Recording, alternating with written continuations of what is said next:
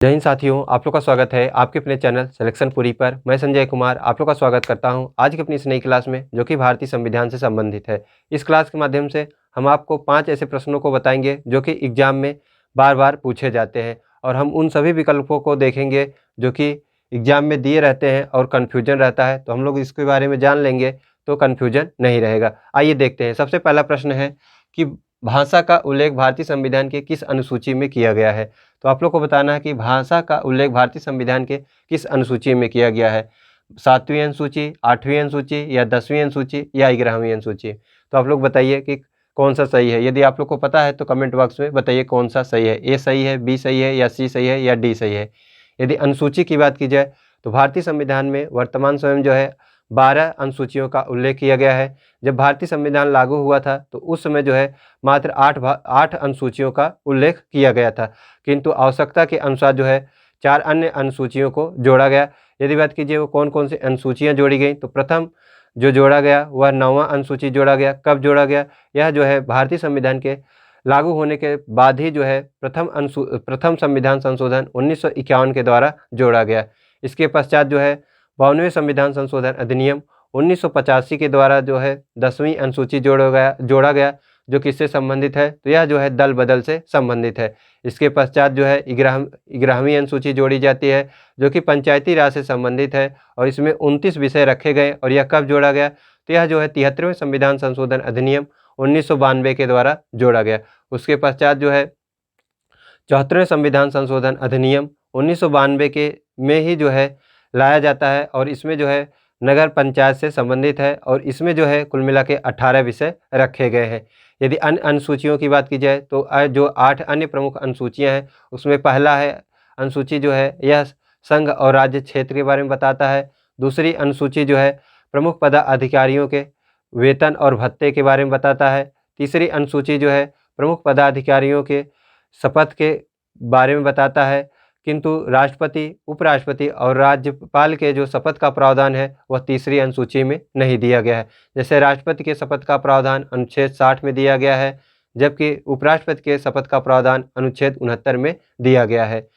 अगले अनुसूची बात की जाए, अगला अनुसूची है अनुसूची 4। अनुसूची 4 में जो है दिया गया है कि किस राज्य से जो है कितने सदस्य जो है राज्यसभा में चुन के जाएंगे।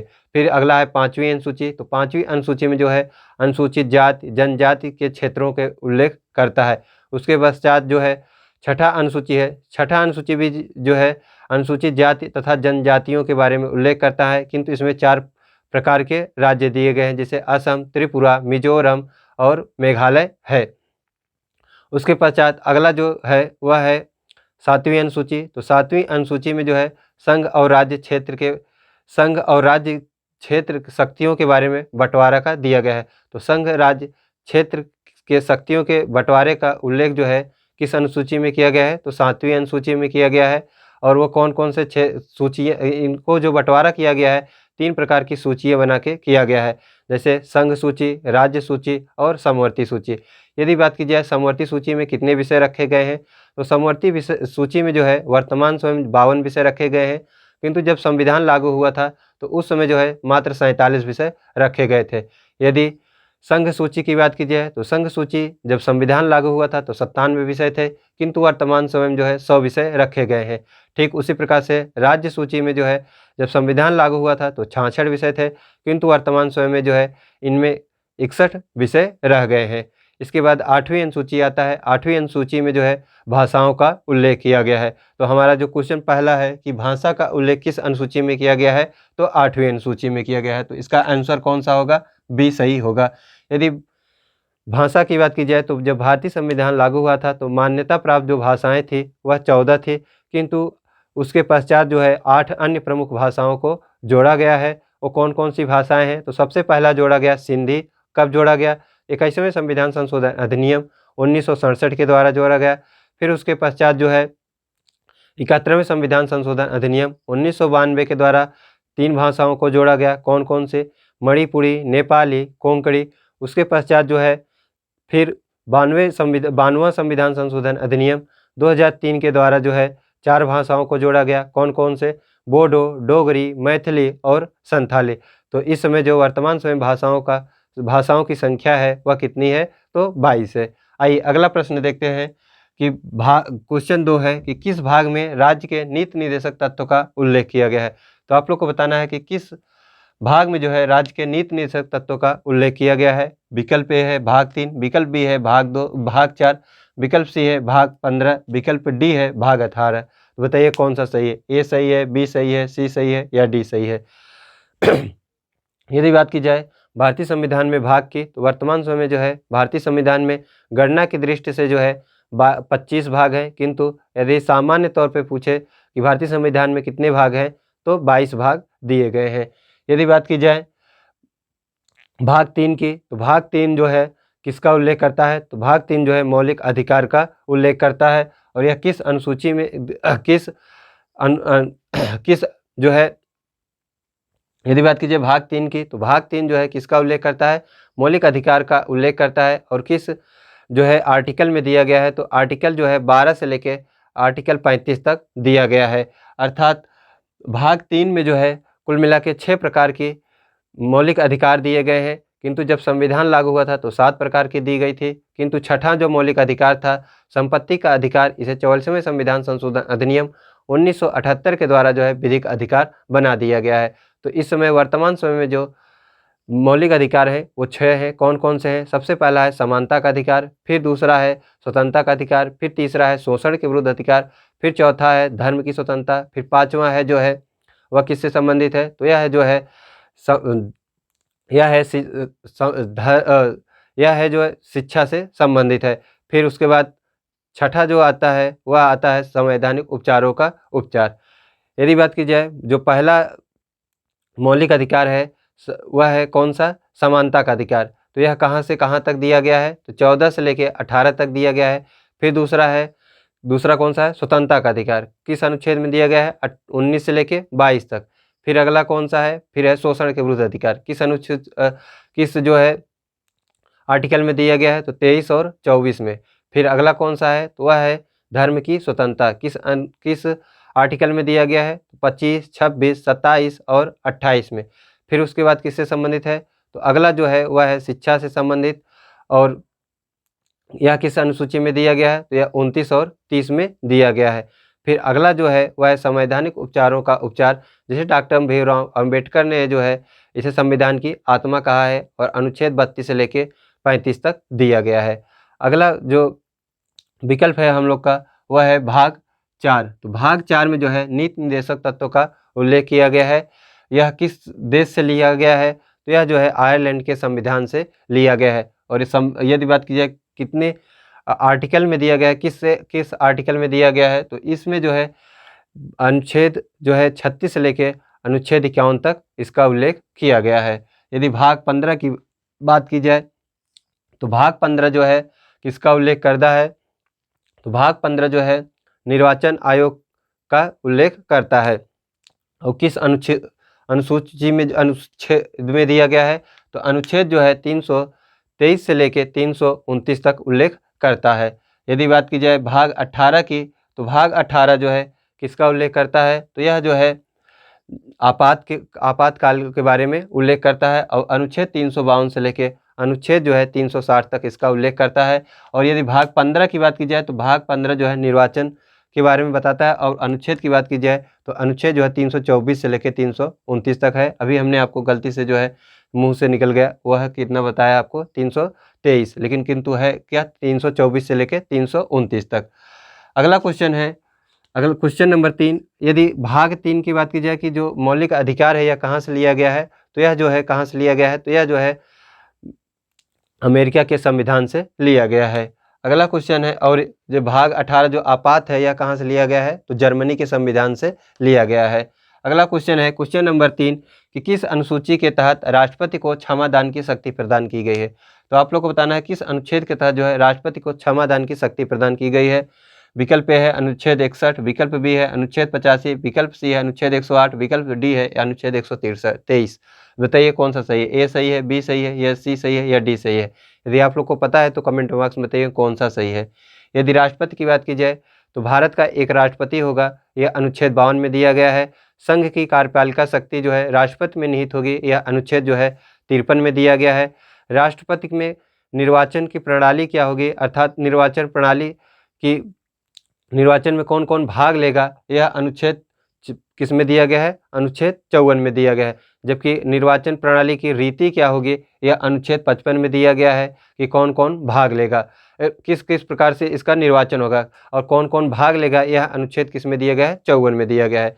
56 में दिया गया है राष्ट्रपति की पदावधि, यदि राष्ट्रपति पुनः जो है निर्वाचित होना चाहता है तो उसकी पुनर्निर्वाचन के लिए जो है योग्यता क्या होगी, अनुच्छेद 57 में दिया गया है। सॉरी। फिर उसके बाद अनुच्छेद 60 में जो है राष्ट्रपति के शपथ का प्रावधान किया गया है। 61 में जो है राष्ट्रपति पर महाभियोग का उल्लेख किया गया है। फिर उसके पश्चात अनुच्छेद 72 में जो है क्षमादान की शक्ति दी गई है। अनुच्छेद 85 में जो है राष्ट्रपति को संविधान के लोकसभा और राज्यसभा का विघटन करने या सत्ता अवसान करने की शक्ति दी गई है लोकसभा के। फिर उसके पश्चात अनुच्छेद 108 में दिया गया है यदि कोई सामान्य बिल है जिसपे लोकसभा और राज्यसभा में जो है बात नहीं बन पा रही है या सामान्य विवाद है तो उसको लेके जो है ज्वाइंट जो है बुला सकता है था, लोकसभा और राज्यसभा को संयुक्त बैठक बुला सकता है, किंतु इसकी अध्यक्षता जो है वह कौन करता है, लोकसभा का अध्यक्ष करता है। फिर उसके पश्चात राष्ट्रपति के बारे में अन्य प्रमुख अनुच्छेद की बात की जाए, अनुच्छेद 123 है जिसमें दिया गया है कि राष्ट्रपति जो है अध्यादेश जारी कर सकता है और यह कब जारी करता है, जब लोकसभा और राज्यसभा का कार्यकाल नहीं चल रहा है। उसके पश्चात अनुच्छेद 127 अनुच्छेद 143 है, उसमें दिया गया है कि राष्ट्रपति जो है उच्चतम न्यायालय के न्यायाधीश से जो है परामर्श ले सकता है, किंतु जो परामर्श देगा उच्चतम न्यायालय का न्यायाधीश उसे मानने के लिए बाध्य नहीं है। फिर उसके पश्चात 352 में जिसमें राष्ट्रीय आपातकाल की घोषणा कर सकता है, राज्य में राष्ट्रपति शासन लगा सकता है 356 के तहत, तथा वित्तीय आपात की घोषणा जो है 360 के तहत कर सकता है। तो हमारा जो सही है किस अनुच्छेद के तहत राष्ट्रपति को क्षमा दान की शक्ति दी गई है, तो वह किस अनुच्छेद के तहत दी गई है, तो अनुच्छेद जो है 72 के तहत दी गई है। तो इसका जो विकल्प होगा विकल्प ई, अनुच्छेद आर्टिकल कितना 72, तो सही होगा ई। ठीक। अगला क्वेश्चन है, क्योंकि देखिए 61 किसका उल्लेख करता है, महाभियोग की। 85 जो है सत्रह अवसान करने विघटन करने की शक्ति। अनुच्छेद 108 संयुक्त बैठक बुलाने की शक्ति। 123 के तहत क्या करता है, अध्यादेश जारी करने की शक्ति देता है। अगला है क्वेश्चन नंबर 4, किस संविधान संशोधन द्वारा मौलिक कर्तव्य जोड़ा गया। तो आप लोग को बताना है किस संविधान संशोधन द्वारा जो है मौलिक कर्तव्य जोड़ा गया। विकल्प है 42वें संविधान संशोधन, विकल्प बी है 44वें संविधान संशोधन, विकल्प सी है 61वें और विकल्प डी है 86वें। तो बताइए कौन सा सही है, ए सही है, बी सही है, सी सही है या डी सही है। तो इसका जो सही आंसर है वह है 42वें संविधान संशोधन। यदि 42वें संविधान संशोधन की बात की जाए तो 42वें संविधान संशोधन को जो है भारतीय संविधान का मिनी कॉन्स्टिट्यूशन कहा जाता है। इसी के द्वारा जो है 42वें संविधान संशोधन के द्वारा ही जो है मौलिक कर्तव्य को जोड़ा गया। और यह कहाँ रखा गया, किस अनुच्छेद में रखा गया, तो यह जो है 51 का में रखा गया। और यदि भाग की बात की जाए तो किस भाग में रखा गया, तो मौलिक कर्तव्य को जो है भाग 4 का में रखा गया। यदि बात की जाए इसमें और क्या प्रमुख जो है संशोधन हुए, तो इसी के द्वारा जो है क्या जोड़ा गया था, तो इसी के द्वारा जो है प्रस्तावना में 3 नए शब्द जोड़े गए थे, जो कि प्रस्तावना में प्रथम बार संविधान संशोधन हुआ था। कौन कौन से शब्द थे, तो 3 समाजवाद, अखंडता और पंथ निरपेक्ष शब्द जोड़े गए थे। यदि 44वें संविधान संशोधन की बात की जाए तो 44वें संविधान संशोधन द्वारा जो है भारतीय संविधान में जो संपत्ति का अधिकार था इसे अब विधिक अधिकार बना दिया गया। 61वें संविधान संशोधन की बात की जाए तो 61वें संविधान संशोधन अधिनियम 1986 के द्वारा जो है इसमें जो है यह संशोधन किया गया कि लोकसभा में जो है जो निर्वाचक होता है, अर्थात जो व्यक्ति चुनाव देता है, उसकी आयु 21 वर्ष से घटाकर 18 वर्ष कर दी जाए। तो यह किस संशोधन द्वारा किया गया, तो 61वें संविधान संशोधन द्वारा किया गया। फिर अगला है 86वां संविधान संशोधन। तो 86वें संविधान संशोधन द्वारा जो है जो पहले शिक्षा का अधिकार नीति निर्देशक तत्व में अनुच्छेद 45 में दिया गया था, अब उसे जो है 21 का में जो है जोड़कर क्या बना दिया गया, इसे मौलिक अधिकार बना दिया गया। और यह किस संशोधन द्वारा, तो 86वें संविधान संशोधन अधिनियम 2002 के द्वारा जोड़ा गया। अगला क्वेश्चन है कि क्वेश्चन नंबर 5 कि प्रारूप समिति के अध्यक्ष कौन है। तो आप लोग को बताना है कि प्रारूप समिति के अध्यक्ष कौन थे। विकल्प ए है जवाहरलाल नेहरू, विकल्प बी है डॉक्टर भीमराव अम्बेडकर, विकल्प सी है सरदार वल्लभ भाई पटेल, विकल्प डी है डॉक्टर राजेंद्र प्रसाद। तो बताइए ए सही है, बी सही है, सी सही है या डी सही है। तो यदि बात की जाए प्रारूप समिति के की, तो प्रारूप समिति जब बनाई गई थी तो इसमें सदस्यों की संख्या कितनी थी आप लोग बताइए। तो इसको सदस्यता की संख्या जो थी अध्यक्ष को लेके 7 सदस्य चुने गए थे। यदि बात कीजिए इसके अध्यक्ष कौन थे, तो इसके अध्यक्ष जो थे वो थे डॉक्टर भीमराव अंबेडकर। तो प्रारूप समिति के अध्यक्ष कौन थे, डॉक्टर भीमराव अंबेडकर थे। इसके सदस्यों की संख्या कितनी थी, 7 थी। यदि जवाहरलाल नेहरू की बात की जाए तो जवाहरलाल नेहरू जो है किस समिति के अध्यक्ष थे, तो ये जो है संघ संविधान समिति की और संघ की जो शक्ति होती है उसकी समिति के अध्यक्ष कौन थे, तो जवाहरलाल नेहरू थे। तो देखिए संघ का जो संघ होता है उसमें का प्रमुख जो होता है वह लगभग नाम मात्र का राष्ट्रपति होता है और सारा काम कौन करता है, प्रधानमंत्री। ठीक उसी प्रकार आप लोग समझिए कि उस समय जो प्रमुख थे अर्थात जो प्रधानमंत्री बनने वाले थे वो कौन थे, जवाहरलाल नेहरू।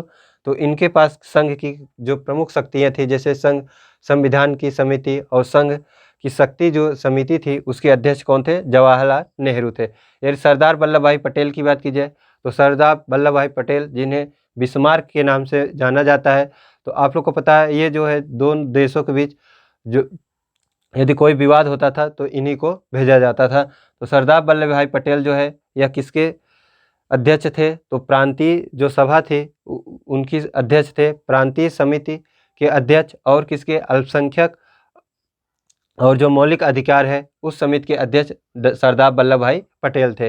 जबकि डॉक्टर राजेंद्र प्रसाद किस समिति के अध्यक्ष थे, तो झंडा समिति और किसके अध्यक्ष थे, संचालन समिति के अध्यक्ष जो थे वो डॉक्टर राजेंद्र प्रसाद थे। तो झंडा समिति और संचालन समिति के अध्यक्ष डॉक्टर राजेंद्र प्रसाद, सरदार वल्लभ भाई पटेल किसके अध्यक्ष थे, तो ये जो थे ये किसके थे आप लोग बताइए। तो ये जो थे वो थे प्रांतीय समिति और किसके, मौलिक अधिकार और जो अल्पसंख्यक वर्ग है इनकी समिति के अध्यक्ष कौन थे, सरदार वल्लभ भाई पटेल। जबकि डॉक्टर भीमराव अंबेडकर प्रारूप समिति के अध्यक्ष थे, जबकि जवाहरलाल नेहरू है ये किसके अध्यक्ष थे, तो ये जो है संघ संविधान समिति की और संघ की शक्ति की समिति के अध्यक्ष जवाहरलाल नेहरू थे। तो ये रहे 5 क्वेश्चन भारतीय संविधान के।